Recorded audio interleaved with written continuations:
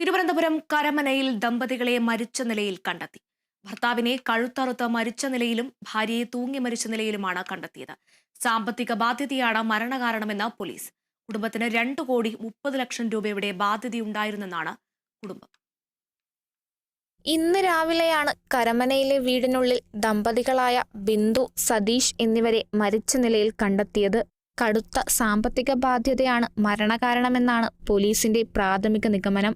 ഭർത്താവിനെ കഴുത്തറുത്തു മരിച്ച നിലയിലും ഭാര്യയെ തൂങ്ങി മരിച്ച നിലയിലുമാണ് കണ്ടെത്തിയത്.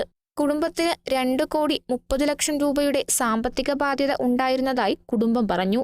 ബാങ്കിൽ നിന്ന് 64 ലക്ഷം രൂപ കടമെടുത്തിരുന്നു. പിന്നീട് തിരിച്ചടവ് മുടങ്ങി. അതിനിടയിൽ സതീഷിന് കടുത്ത ആരോഗ്യ പ്രശ്നങ്ങൾ ഉണ്ടായെന്നും ദമ്പതികൾ സാമ്പത്തിക ഞെരുക്കം നേരിട്ടിരുന്നതായും പരിചയക്കാർ പറഞ്ഞു. പണം തിരിച്ചടയ്ക്കാൻ കഴിയാത്ത സാഹചര്യത്തിൽ വീടിനു ജപ്തി ഭീഷണിയുണ്ടായി. പലതവണ ജപ്തി ചെയ്യാൻ വന്ന ബാങ്ക് ഉദ്യോഗസ്ഥരെ ബന്ധുക്കളും നാട്ടുകാരും ചേർന്ന് പിന്തിരിപ്പിച്ചിരുന്നു. ബാങ്ക് ഉദ്യോഗസ്ഥരാണ് മരണത്തിന് ഉത്തരവാദികളെന്നാരോപിച്ച് ബന്ധുക്കളും നാട്ടുകാരും പ്രതിഷേധിച്ചു. ഇൻക്വസ്റ്റ് നടപടികൾ പൂർത്തിയാക്കി കൃത്യമായ മരണകാരണം കണ്ടെത്താനുള്ള അന്വേഷണത്തിലാണ് police. Kerala vision news, Thiruvananthapuram.